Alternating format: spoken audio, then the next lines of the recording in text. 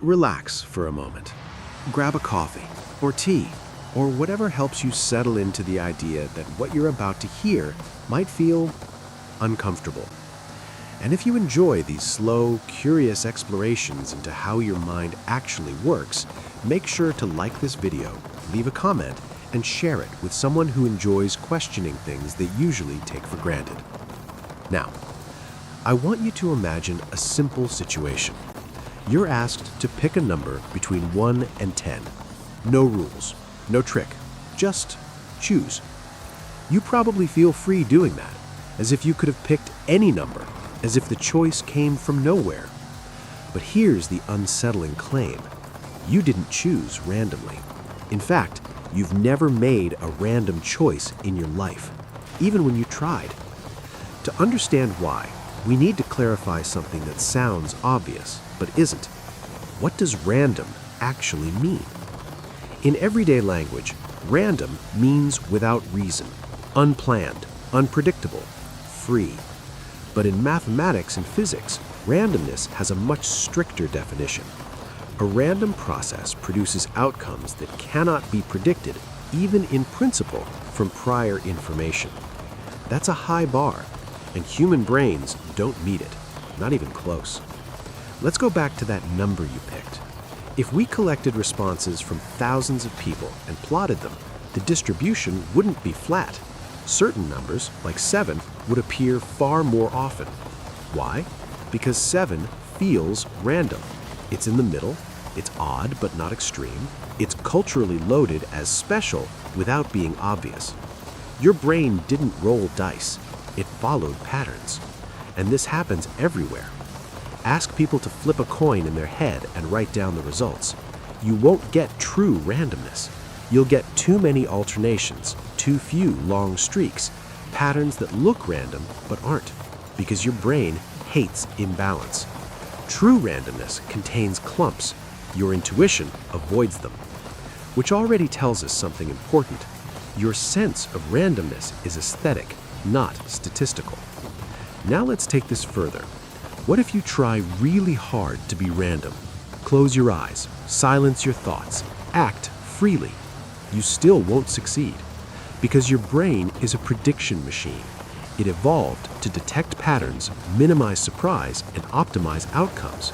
Randomness is not useful for survival. Predictability is.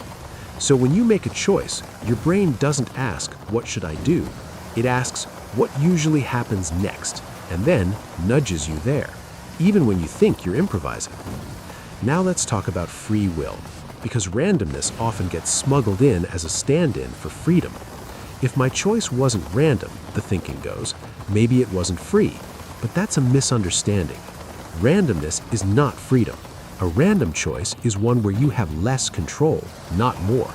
If a quantum event determines your action, you didn't author it. You were just the output. So if randomness isn't freedom, and determinism feels restrictive, where does that leave choice? To answer that, we need to look at how decisions actually form in the brain. Neuroscience experiments show something strange. When people are asked to make a simple decision, like pressing a button whenever they feel like it, researchers can often predict the choice before the person becomes consciously aware of deciding. Brain activity ramps up seconds earlier. This is called the readiness potential. Now, this doesn't mean free will is an illusion, but it does mean that what you experience as a decision is the end of a process, not the beginning. Your conscious awareness arrives late to the party, which means by the time you feel like you chose, your brain has already been leaning that way. Based on what? History, context, internal state, subtle biases you didn't notice. Now zoom out. Your preferences feel personal, but they're shaped by exposure. Music you heard, foods you grew up with, ideas you've encountered repeatedly. The mere exposure effect shows that people prefer things simply because they're familiar, no reasoning required. So when you randomly pick one option over another, familiarity nudges the scales, even if you don't know why, even if you insist you don't care. Now let's consider a more extreme claim. Every choice you make is constrained by biology, by environment, by prior experience. Not in a way that makes choice meaningless, but in a way that makes it non-random. Imagine rewinding the universe to exactly the same state, same brain, same memories, same context. Would you choose differently? Most evidence suggests you wouldn't. Not because you're a robot, but because choice emerges from state. Change the state, you change the choice. But identical states yield identical outcomes. That's not randomness, that's causality. Now here's where it gets counterintuitive. Humans crave randomness. We associate it with creativity, freedom, and originality. But true randomness is boring. White noise, static, entropy. Creativity doesn't come from randomness. It comes from structured variation, constraints plus exploration, which means even your most creative choices aren't random. They're guided deviations. Now let's talk about algorithms. Recommendation systems don't predict you because you're predictable. They predict you because you're consistent.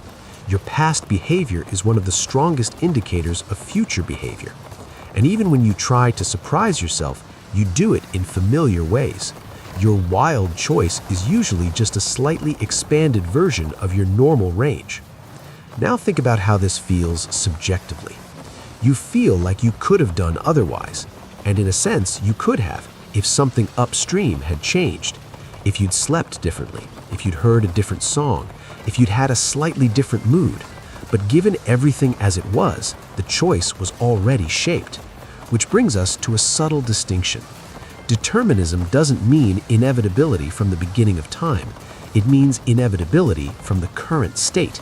And the current state includes you, your values, your reasons, your character. So when you act according to those, the action is determined, but also genuinely yours, which is very different from randomness. Randomness removes authorship. Determinism preserves it. Now let's go back to everyday life. When you scroll through a feed and stop on a video, you feel like you chose it, but the feed was ordered. Your attention was primed. The thumbnail exploited known biases. Your choice was influenced, but not forced. And again, influenced does not mean fake. It means contextual. Every choice is contextual. Now here's the truly strange part. People who believe their choices are random often feel less agency because randomness feels arbitrary. People who understand that choices are constrained but meaningful tend to act more deliberately. They focus on shaping inputs instead of pretending to be unpredictable. Because if you want different choices, you don't try to be random. You change the system. You change habits, environment, information exposure. You redesign the context that generates decisions. This is why the most disciplined people don't rely on willpower. They rely on structure. They understand something most people don't.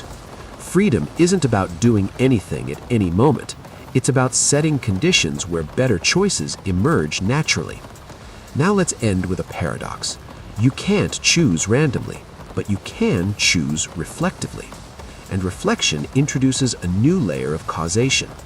When you think about your thinking, you alter future states, which means awareness doesn't break determinism, it participates in it. So no, you've never made a random choice, but that doesn't make your choices meaningless. It makes them explainable, and explainable things can be improved. If this changed how you think about choice, freedom, or even yourself, take a moment to like the video, share it, and leave a comment. Because the real illusion isn't that your choices are determined, it's that randomness would somehow make them yours.